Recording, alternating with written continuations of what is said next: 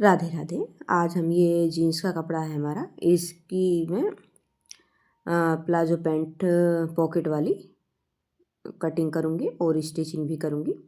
तो ये कपड़ा हमारा 1.25 मीटर है और ये चौड़ाई में जो है वो काफ़ी ज़्यादा है।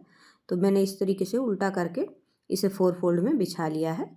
और सबसे पहले जो है हम ऊपर की साइड से 2 इंच पर निशान लगाएंगे और ये 2-3 जगह निशान लगाएं आप, जिससे कि हमारी लाइन बिल्कुल सीधी खींचे, तिरछा ना हो।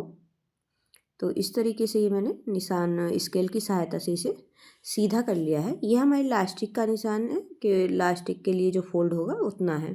अब हम इसकी लेंथ लेंगे, जितनी हमें लेंथ चाहिए। मैंने 40 इंच की लेंथ ली है और 2 इंच एक्स्ट्रा फोल्डिंग, जो मोहरी फोल्डिंग करते हैं उसके लिए लगाया है। अब स्केल की सहायता से दोनों निशान सीधा कर देंगे।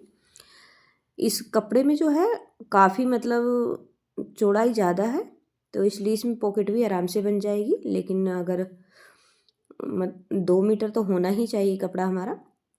तो कमर हमारी जो है वो 9.5 इंच है और 9.5 इंच में मैं 2.5 इंच एक्स्ट्रा करूँगी, तो मैं इसे 12 इंच लूँगी।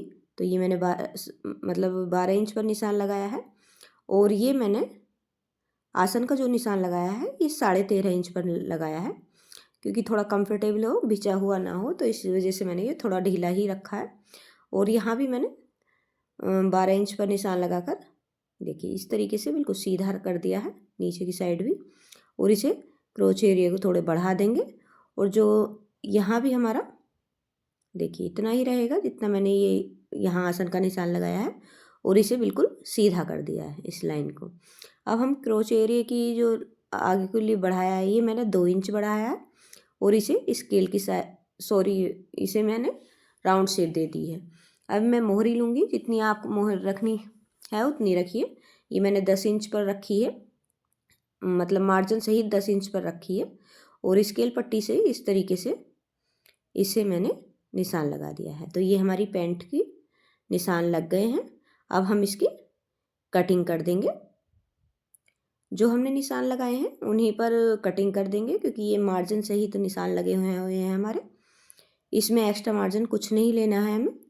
ये मैंने जो नाप लिया है उसमें ही मार्जिन ले लिया था जब उसके बाद निशान लगाया है। और ये थोड़ा जीन्स का कपड़ा है, थोड़ा हार्ड होता है जीन्स का कपड़ा जो होता है, तो इसलिए इसे अच्छे से देखिए काटने में थोड़ी दिक्कत कर रहा है। और अगर आप नहीं कट रहा हो तो आप 2-2 लेयर में भी इसे काट सकते हैं, क्योंकि ये 4 फोल्ड में है तो काफ़ी हैवी हो जाता है 4 फोल्ड में जीन्स का कपड़ा। वैसे तो कोई दिक्कत नहीं होती है, कॉटन का हो या वैसा कपड़ा हो, लेकिन जीन्स का कपड़ा थोड़ा हार्ड होता है, तो इस वजह से ये थोड़ा टाइट कटता है। तो ये देखिए इस तरीके से ये हमने जो निशान लगाए थे उस पर इसकी कटिंग कर दी है। तो ये हमारी पैंट कट कर रेडी हो गई है। अब मैं इसमें पॉकेट लगाऊंगी, तो मैं इसे साइड से भी कट करूंगी, क्योंकि हमें पॉकेट जो लगानी होती है तो उसे हमें साइड से काटना ही पड़ता है। तो इस तरीके से अगर आपको पॉकेट नहीं लगानी तो आप सिंपली बिना कट करे इसे सिल लें। तो ये देखिए 4 पार्ट हो गए हैं हमारे। अब हम इसे अलग रख देंगे और अलग रखने के बाद हम पॉकेट की कटिंग करेंगे। तो पॉकेट ये मैंने 13 इंच ली है और चौड़ाई में ये लगभग 6.5 या 7 इंच, मतलब इतनी ही है, इससे ज़्यादा नहीं है। तो इसे हम कटिंग करेंगे। अगर आपको दोनों साइड पॉकेट लगानी हो तो आप दो मतलब 4 फोल्ड में कपड़ा लें।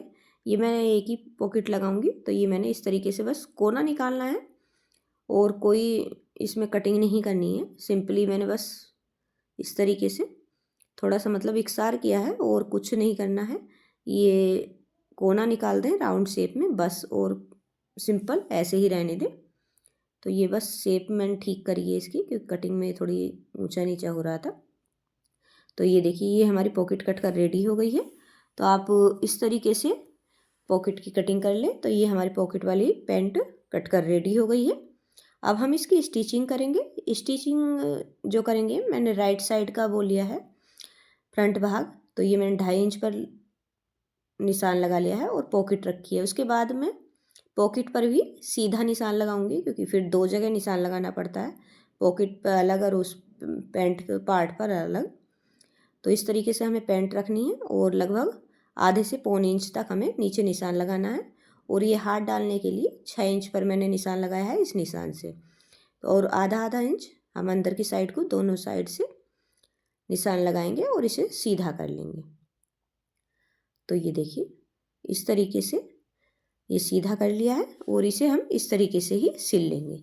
तो ये हमारी पॉकेट जो रहेगी ये राइट साइड में रहेगी। तो मैंने राइट साइड वाला ही पार्ट उठाया है और उस पर ही अटैच किया है। तो जैसे हमने निशान लगाया है सेम वैसे ही हमें इस पर सिलाई लगा लेनी है। तो ये देखिए ये मैंने बाहर को उतार दी है सिलाई और ये हमारी इसी तरीके से सिलाई लग गई है। अब हम इसे जो हमारे ये कोने होते हैं तो इसमें कट लगाएंगे क्योंकि ये हमें अंदर को फोल्ड करना है। तो इसे आप इस तरीके से मतलब सिलाई ना कटे इस चीज़ का ध्यान रखें और दोनों ही कोनों पर कट लगा लें जहाँ तक हमारी सिलाई है वहाँ तक। तो ये देखिए ये हमारी सिलाई बिल्कुल नहीं कटी है और कट लग गए हैं। अब हम इसे अंदर की साइड को फोल्ड करके सीधा कर लेंगे। ये देखिए अच्छे से सीधा हो गया है और जहाँ सिलाई लगाई थी हमने उस पर टॉप स्टिच लगानी है हमें। तो ये देखिए ये हमारे हाथ डालने की जो जगह होती है वो बनकर रेडी हो जाएगी। तो ये देखिए ये रेडी हो गई है और अब हम देखिए इसे दिखाती हूँ मैं इस तरीके से ये हमारा अच्छे से रेडी हो गया है ये। अब हम जो है इसे सीधी साइड से मतलब उल्टी साइड जो है अंदर की साइड करेंगे और इस तरीके से रखते हुए बराबर करते हुए इस पर सिलाई लगाएंगे यहाँ तक, बस इतना ही सिलाई लगाएंगे। देखिए यहाँ तक सिलाई लगा लेंगे। तो ये मैं डबल सिलाई लगाऊंगी, इसमें मैंने मार्जिन नहीं ले रखा है क्योंकि हमारी सिलाई जो है अंडरग्राउंड रहेगी। तो इसमें जो ये सिलाई लेंगे हम पहली वाली तो इसमें हम बिल्कुल मार्जिन नहीं रखेंगे, बिल्कुल किनारे किनारे पर सिलाई लगाएंगे। अब हम इस सिलाई को अंदर की साइड पलट लेंगे इस तरीके से। देखिए ये मैंने पलट लिया है अच्छे से और देखिए ये सब कोने उन्हें सब निकाल लेने हैं। कोना तो देखिए ये निकाल लिया है मैंने। अब बस यहीं से जहाँ तक हमने सिलाई लगाई है अब हम एक पंजे का मार्जिन लेते हुए यहाँ पर हम सिलाई लगाएंगे। तो सिलाई हमारी दोनों साइड से अंडरग्राउंड हो जाएगी तो कोई सी साइड भी हमारी सिलाई दिखाई नहीं देगी। तो ये हमारी बिल्कुल फिनिशिंग के साथ आएगी। आप सिंपली भी सिल सकते हैं लेकिन धागे वगैरह दिखाई देते हैं तो अच्छा नहीं लगता है। तो ये देखिए ये हमारी पॉकेट रेडी हो गई है बिल्कुल। अब हम इस पार्ट को इस तरीके से बिछाएंगे अच्छे से। देखिए इस तरीके से बिछा दिया है मैंने और अब हम बैक वाला पार्ट लेंगे। बैक वाला पार्ट लेने के बाद हम इसे अच्छे से इसके ऊपर सेट करेंगे। तो देखिए इस तरीके से अच्छे से सेट कर लेंगे और इस सिलाई को हम नीचे तक सिल देंगे मोहरी तक। और सिलाई करते वक्त इस चीज़ का ध्यान रखें कि आपकी पॉकेट जो है वो ना सिली जाए।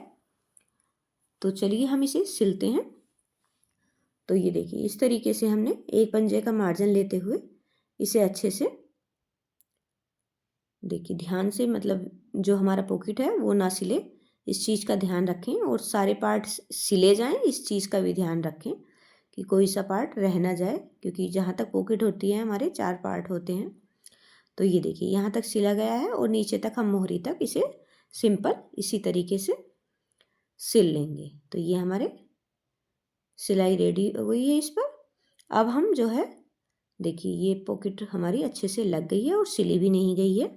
तो अब हम क्या करेंगे कि हम जो सिलाई का मार्जिन है अंदर की साइड उसे हम बैक पार्ट की तरफ करेंगे और बैक पार्ट पर ही हम सिलाई के पास पास ही टॉप स्टिच लगा देंगे।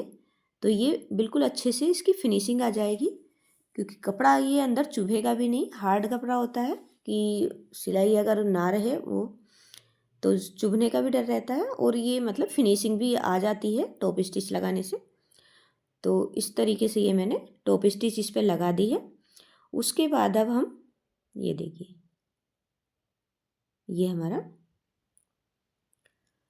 रेडी हो गया। दूसरा पार्ट भी हम सेम तरीके से रेडी कर लेंगे। उसमें मैंने पॉकेट नहीं लगाई है, उस पर बस ज्वाइंट करा है और ऊपर से टॉप स्टिच लगा ली है। तो ये हमारा पॉकेट लगी है उसमें बस सिंपली सेट कर ली हमने वो वाली दूसरा पार्ट भी इसी तरीके से। अब हम इसमें मोहरी को जहाँ तक हमने एक्स्ट्रा मार्जिन लिया है उसे फोल्ड करना है और उसे डबल फोल्ड करते हुए इस पर हमें सिलाई लगा लेनी है। तो चलिए सिलाई लगा लेते हैं। तो इस तरीके से देखिए डबल फोल्ड करते हुए बस सिंपली इस पर सिलाई लगा लेनी है और दूसरा पार्ट भी हमें इसी तरीके से रेडी कर लेना है। तो ये हमारा इस तरीके से रेडी है। अब हम आसन को ज्वाइंट करेंगे। तो ये देखिए सीधे पे सीधा रखते हुए दूसरे पार्ट मैंने उठाया है और देखिए ये इस तरीके से आसन को ज्वाइंट कर पकड़ लिया है और इसे हम सिलाई लगा देंगे इस पर। तो चलिए सिलाई लगा देते हैं। और ये आसन जैसे हमने ये वाला सिलेंगे, सेम दूसरा वाला आसन भी इसी तरीके से सिलाई लगाएंगे। तो ये बस एक पंजे का मार्जिन लेते हुए आप इस पर अच्छे से सिलाई लगा दें। तो ये हमारी सिंपल सिलाई है, ऐसा कोई नहीं है कि आसन में कोई दिक्कत होगी। बस इसी तरीके से आपको सिलाई लगा देना है। तो ये हमारी सिलाई लगकर रेडी हो जाएगी इस तरीके से। और सिलाई लगने के बाद हम इस पर भी टॉप स्टिच लगाएंगे। तो आसन के ये मार्जिन जो है कोई सी भी साइड रखें और जिस साइड आप मार्जिन रखेंगे उसी साइड आप टॉप स्टिच लगा दें। तो ये सिंपली इसी तरीके से रेडी हो जाएगा। और दूसरे आसन पर आप उस पर भी सिलाई लगाकर टॉप स्टिच ज़रूर लगाएं। तो ये हमारा इस तरीके से आसन रेडी हो गया है। अब हम देखिए सेंटर की सिलाई लगाएंगे। तो मोहरी को हमने इस तरीके से बराबर करते हुए पकड़ा है और पकड़ने के बाद आप जितना एक्स्ट्रा दबाना चाहें, जितना आपने एक्स्ट्रा लिया हो कपड़ा, तो उतना ही पर आप सिलाई लगाते जाएं। देखिए इस तरीके से आप सिलाई लगाते जाएं। और इस चीज़ का ध्यान रखें कि आपके आसन की जो सिलाई है वो बिल्कुल बराबर रहे। मतलब अच्छा नहीं लगता, थोड़ा तिरछा हो जाता है। तो बिल्कुल बराबर रहेगी तो बहुत अच्छे से फिनिशिंग दिखाई देगी उसकी। तो ये हमारी इस तरीके से सेंटर की सिलाई लग जाएगी और ये दूसरी साइड भी हम मोहरी तक इसे सिलाई लगा देंगे, अच्छे से पक्का कर लेंगे दोनों साइड। तो ये हमारी सेंटर की सिलाई लग गई है। अब हम देखिए नेफा फोल्ड करेंगे। तो नेफा फोल्ड इस तरीके से हम डबल फोल्ड करेंगे और इस तरीके से ही इसे चारों तरफ से सिल देंगे। तो इससे इजीली हमारा नेफा रेडी हो जाएगा। ये देखिए इस तरीके से ये थोड़ी जहाँ सिलाई हो उसे सिलाई जो है चाल अपनी धीरे रखें, इससे सुई टूटने का डर रहता है। तो पॉकेट हमारी इसमें देखिए इसमें अंदर आ जाएगी नेफे में। तो इस तरीके से अच्छे से रखते हुए इस पर सिलाई लगा दें। तो ये हमारी पॉकेट भी ऊपर सिली जाएगी। ऊपर से हमने कोई सिलाई नहीं लगाई थी पहले, तो इसीलिए नहीं लगाते हैं कि वो नेफे में आ जाती है तो उसमें सिलाई की ज़रूरत नहीं होती है। तो ये हमारी इस तरीके से नेफा बनकर रेडी हो जाएगा। और देखिए ये थोड़ी जगह मैंने खुली छोड़ दी है क्योंकि मुझे इसमें लास्टिक डालनी है। तो ये हमारा नेफा रेडी है और ये देखिए यहाँ पर खुली छोड़ दी है मैंने। एक साइड ही पॉकेट लगाई है, वो हमने नेफे में ही सिल दी है। लास्टिक जो लेंगे वो हम अपनी कमर की नाप से 3 से 4 इंच कम लेते हैं और पिन की सहायता से देखिए इस तरीके से ये देखिए पकड़ के अंदर की साइड को खींचना है और बाद में कपड़े को खींच देना है। तो इस तरीके से ये हमारी लास्टिक जो है आसानी से डल जाएगी, इसमें कोई दिक्कत नहीं होगी। और डलने के बाद हम इसमें ये पिन जो डाल रखी है हमने निकाल देंगे और उसे इस तरीके से रखते हुए इस पर 3-4 सिलाई लगा लेंगे, जिससे कि ये अच्छे से देखिए इस तरीके से अच्छे से सेट हो जाएगी। और ये हमारी लास्टिक सिल गई है। तो सिलने के बाद जो है इसे हम अंदर की साइड को देखिए इस तरीके से बस कपड़े को खींचना है तो ये अब अंदर अपने आप चली जाएगी। और बस जो ये खुला भाग है हमारा इस पर हम सिलाई लगा लेंगे। तो देखिए इस तरीके से ये हमने सिलाई लगाकर इसे बंद कर लिया है। और बंद करने के बाद अब हम इसे अच्छे से इस तरीके से खींचेंगे जिससे कि हमारा कपड़ा सारे में बराबर हो जाएगा। बराबर होने के बाद हम दोनों साइड से खींचते हुए इस पर सेंटर में सिलाई लगा लेंगे, जिससे कि हमारी ये लास्टिक इधर उधर नहीं खिसकेगी। और अच्छे से सेट हो जाएगी। इस सिलाई को लगने के बाद हमारा ये प्लाजो पैंट रेडी हो गया। देखिए पॉकेट भी अच्छे से हो गई है, यहाँ तक इसकी गहराई आई है और ये आसन बहुत अच्छे से फिनिशिंग के साथ हमारी पैंट सिली गई है। तो राधे राधे, फिर मिलेंगे नेक्स्ट वीडियो।